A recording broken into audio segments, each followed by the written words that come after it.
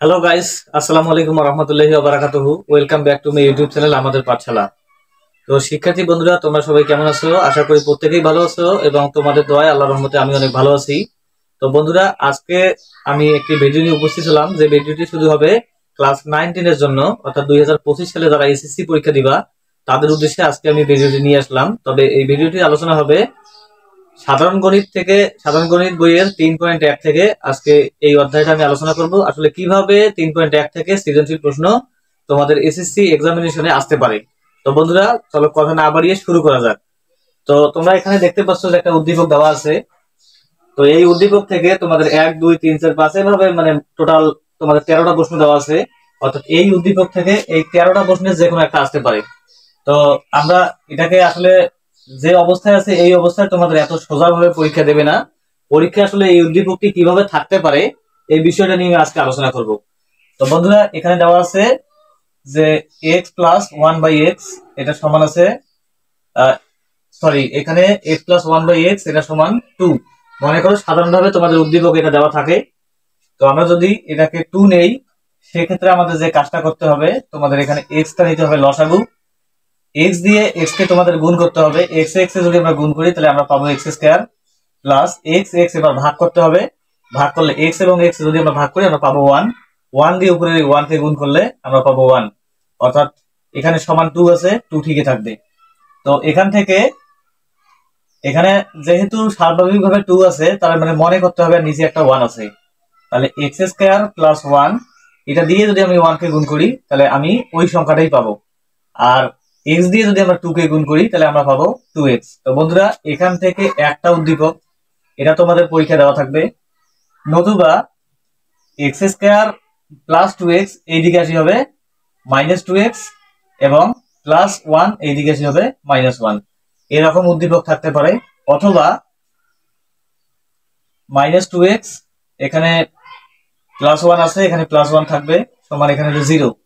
অর্থাৎ এখানে এরকম ভাবে একটা উদ্দীপক দেওয়া থাকতে পারে। অর্থাৎ উদ্দীপক তোমাদের আমি এখানে টোটাল 3টে দিয়ে রাখলাম। এখন প্রশ্ন হলো সৃজনশীলটি আসবে কিভাবে। যদি তোমাদের একটা প্রশ্ন করে যে আমি মনে করো যে এই উদ্দীপকটা দিয়ে আমি সৃজনশীল তৈরি করব, তো এখানে আছে যে এক্স স্কয়ার প্লাস 1 সমান 2x, এক্স স্কয়ার প্লাস 1 সমান 2x হলে তোমাদের এখানে ক নাম্বার দিয়ে রাখলো যে x square plus 1 by x square, x square plus 1 by x square এটা সমান কত।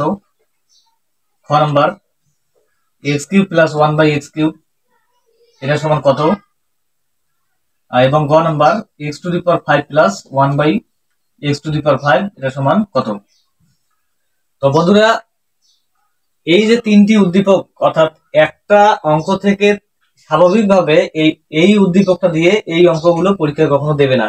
না দেওয়ার পেছনে কারণ হলো যে আমরা যখন ক্লাস 7 থেকে কিন্তু এই জিনিসগুলো শেষ করে আসছি। তো এক্স প্লাস 1 বাই এক্স সমান 2 হলে পর্যায়ক্রমে আমাদের একটা একটা করে মান বের করতে হবে। তো এই জিনিসটা যেহেতু সোজা, আর এত সোজাভাবে পরীক্ষা রাখারও কথা না, সেক্ষেত্রে আমাদের এখানে দেখতে হবে যে এক্স প্লাস 1 বাই এক্স সমান 2 এটা স্বাভাবিক অবস্থায় থাকবে। এক্স আমাদের লসাগু নিতে হবে। এক্স এক্স যদি আমি গুণ করি এক্স স্কয়ার প্লাস ঠিকই থাকবে। এক্স দিয়ে এক্স কে ভাগ করলে পাবো 1, 1 দিয়ে 1 কে গুণ করলে পাবো আমরা 1 সমান এখানে থাকলো 2। তো এখন এক্স স্কয়ার প্লাস 1 এখানে ঠিকই থাকবে। এক্স দিয়ে আমরা যদি 2 কে গুণ করি তাহলে আমরা পাবো 2x। অর্থাৎ এক্স স্কয়ার প্লাস 1 সমান 2x, এটা 1 নং সমীকরণ। অর্থাৎ আমি যেটাকে দিলাম একটা উদ্দীপক থেকে তোমাদের একটা উদ্দীপক থেকে 3টে আমি উদ্দীপক তৈরি করলাম। তো যাই হোক, এই 3টা উদ্দীপক থেকেই তোমাদের যে কোনো একটা এখানে তুলে দেওয়া থাকবে পর্যায়ক্রমে। এখানে আমাদের এভাবে আমাদের অ্যান্সার করতে হবে। তো বন্ধুরা, তার মধ্যে তোমাদের একটা কথা বলে রাখি যে এখন যদি তোমরা এটাকে এই সূত্রতে বসাও তাহলে এটাকে ভাঙবা কিভাবে। এখানে তোমাদের যেহেতু দেওয়া আছে এক্স স্কয়ার প্লাস 1 সমান 2x এটা ঠিকই থাকবে। আমরা এক্স স্কয়ার প্লাস 1 এখানে ঠিকই থাকলো, এখানে তুমি 2 ঠিক রাখবা। অর্থাৎ এখানে এক্সটা গুণ আছে, এদিকে এসে তোমার ভাগ হবে। তাহলে x square divided by x থাকবে প্লাস 1 ডিভাইডেড বাই এখানে থাকবে এক্স সমান এখানে থাকলো 2। আমরা যদি দুইটা এক্স থেকে একটা এক্স মাইনাস করি তাহলে আমরা পাবো একটা এক্স প্লাস এখানে থাকতেছে 1 বাই এক্স এটা সমান 2, এটা সমান 2। তো ঘুরে ফিরে আবার দেখা গেল যে উদ্দীপকটা কিন্তু আবার আসলো। তবে এই সিস্টেমে তোমাদের পরীক্ষা আসবে এবং এই রকম ভাবে মান বের করে নিয়ে তোমাদের পর্যায়ক্রমে 1 থেকে 13 পর্যন্ত এই অঙ্কগুলো করতে হবে। তো বন্ধুরা, তোমরা যদি ভিডিওটি বুঝছো, অনেকেই যারা তোমরা অঙ্ক প্র্যাকটিস করছো তারা হয়তো জানো যে এই অঙ্কগুলো আসলে ক্যাটাগরি দেখে কিভাবে অঙ্কগুলো করতে হবে। জাস্ট আমি শুধু উদ্দীপকটা ভাঙলাম। তো আজকের ভিডিওটি এই পর্যন্তই। কালকে তোমাদের জন্য আমি ত্রিকোণমিতির কিভাবে শর্টকাটের সূত্র মুখস্থ করা যায় সেই ভিডিও নিয়ে হাজির হব। তো বন্ধুরা, ভিডিওটি যদি ভালো লেগে থাকে লাইক, কমেন্ট, শেয়ার এবং সাবস্ক্রাইব করতে ভুলবে না। Thank you very much.